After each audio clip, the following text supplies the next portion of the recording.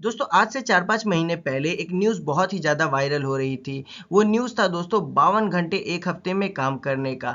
दोस्तों बड़े-बड़े सेलिब्रिटीज़ या पॉलिटिशियंस ने दोस्तों इसको ट्रोल किया। लोगों ने बताया कि ये सही नहीं है, किन्हीं ने दोस्तों सपोर्ट भी किया। लेकिन दोस्तों सबसे ख़ास बात ये है कि जब 52 घंटा इतना डिबेटेबल मुद्दा बन सकता है, तो दोस्तों ग्रीस कंट्री के द्वारा ये जो 78 घंटे का काम करने का जो प्रोग्राम लाया गया है, जिसको दोस्तों बोल सकते हैं कि ये 13 घंटे एक दिन का।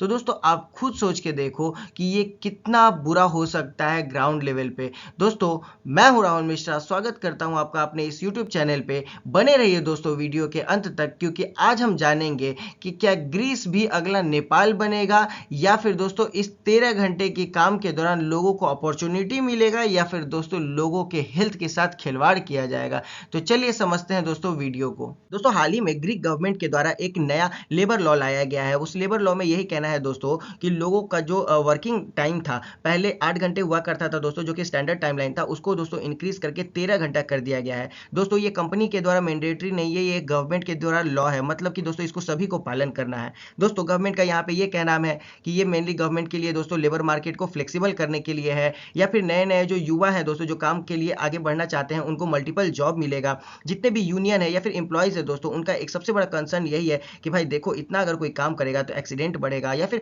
लोगों का जो वर्किंग लाइफ बैलेंस है दोस्तों, वो प्रॉब्लम में आ जाएगा। क्योंकि कोई भी दोस्तों बस काम ही तो नहीं करता है, काम के दौरान अपने लाइफ को बेसिकली इंजॉय करने का भी एक उसका इंटेंट रहता है। तो वो दोस्तों कहीं ना कहीं बैलेंस गड़बड़ा जाएगा। और सबसे खास बात दोस्तों कि अगर लेबर के इंटेंट से देखा जाए, तो वर्कर के सेगमेंट में हम लोग को दिखता है दोस्तों कि ये एक उनके राइट के बियॉन्ड बात की जा रही है। दोस्तों बात की जाए ना, तो गवर्नमेंट और उसके पॉलिसीज को अगर आप यहाँ पे अच्छे से देखो, तो गवर्नमेंट ने तो ये रिफॉर्म्स मेनली लाया है कि लेबर मार्केट को दोस्तों और फ्लेक्सिबल बनाया जाए, लोगों को नौकरी मिले और इकोनॉमी को ग्रोथ हो। लेकिन सबसे खास बात की और फ्लेक्सिबल, अगर इस तरीके का वर्किंग टाइम आवर अगर बढ़ाया जाएगा दोस्तों, तो क्या होगा कि ओवर टाइम बढ़ेगा। दोस्तों बिजनेसेस को तो प्रॉफिट होगा, नो डाउट, एम्प्लॉयर्स को भी थोड़ा प्रॉफिट होगा दोस्तों। मॉडर्नाइज हो जाएगा लेबर पॉलिसी, इसको भी देख सकते हैं। कॉम्पिटिटिवनेस जाहिर सी बात है इंप्रूव हो जाएगा। और साथ ही साथ दोस्तों हम लोगों को दिखेगा कि इकोनॉमी को शॉर्ट टाइम थोड़ा सा ग्रोथ भी मिलेगा, और जॉब भी दोस्तों इंक्रीज होता हुआ दिखेगा।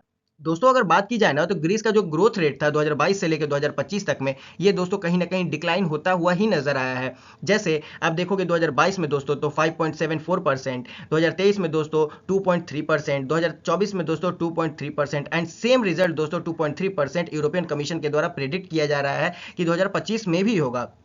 और दोस्तों बात करें तो ग्रीस का जो अनएम्प्लॉयमेंट रेट है, वो 2022 से लेकर 2025 तक में हम लोगों को इंप्रूव होता हुआ नजर आया है। मतलब 2022 में दोस्तों ये डेटा जहां पे 12.5% पे रिलाई करता था, वो कहीं ना कहीं दोस्तों घट के 2025 तक में हम लोगों को 8.1% तक ये देखने को मिल रहा है। दोस्तों अगर बात की जाए ना एक दिन में 13 घंटे काम करने का, तो ये हेल्थ एंड सेफ्टी का सबसे बड़ा गंभीर मुद्दा है। क्योंकि दोस्तों आप 13 घंटे काम करोगे तो जाहिर सी बात है कि एक्सीडेंट होने का चांस बढ़ेगा, स्ट्रेस दोस्तों बढ़ेगा, इंप्लॉइज पे प्रेशर आएगा, वो भी फिजिकली और मेंटली दोनों एंगल से। और साथ ही साथ वर्क लाइफ बैलेंस सबसे ज्यादा बिगड़ने का चांस है। क्योंकि आप खुद सोचो ना कि आप तो फैमिली टाइम तो दोगे नहीं, रेस्ट आपको अच्छे से मिलेगा नहीं दोस्तों, पर्सनल लाइफ आपका कहीं ना कहीं खराब होता हुआ नजर आएगा, और आपका जो क्वालिटी टाइम है दोस्तों, वो आपको मिलने ही नहीं वाला है। उसके साथ साथ प्रोडक्टिविटी पैराडॉक्स की अगर बात की जाए, तो हम लोग बात कर रहे हैं दोस्तों 13 घंटे काम करके प्रोडक्टिविटी लाने का, लेकिन पैरेलली अगर देखा जाए ना, तो आप अगर लंबा काम करोगे तो आपका जो एफिशिएंसी है वो घट जाएगा। जो कि इंप्रूव होने का हम लोग सोच रहे थे, वो कहीं ना कहीं हम लोगों को रिड्यूस होता हुआ नजर आएगा।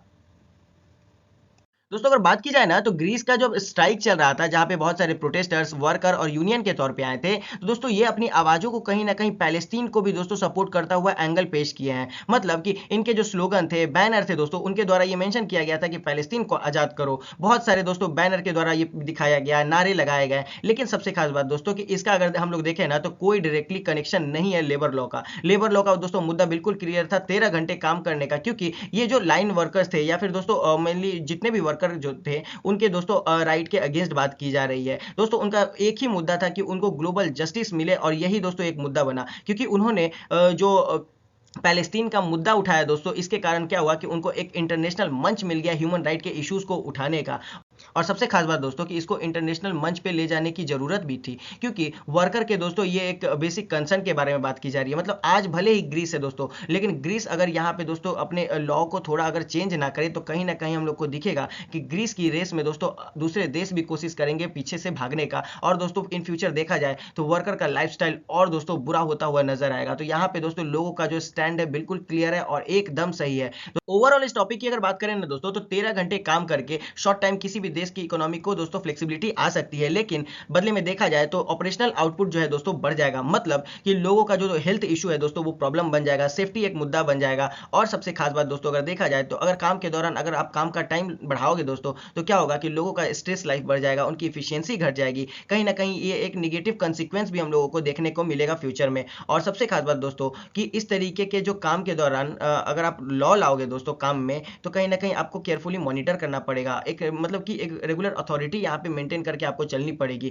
क्योंकि दोस्तों यहाँ पे आपको प्रोडक्टिविटी और वर्कर का जो वेलफेयर है उसको भी बैलेंस करके यहाँ पे आपको देखते हुए चलना है। दोस्तों आज के लिए बस इतना ही। कैसा लगा वीडियो आप हमें कमेंट में बताइए। अगर ये वीडियो आपको अच्छा लगा तो please like, subscribe and bell icon को प्रेस करें, जिससे आपको आगे की आने वाली वीडियोस का अपडेट मिलता रहेगा। मिलते हैं अगले वीडियो में, तब तक के लिए अपना ख्याल रखें। Thank you.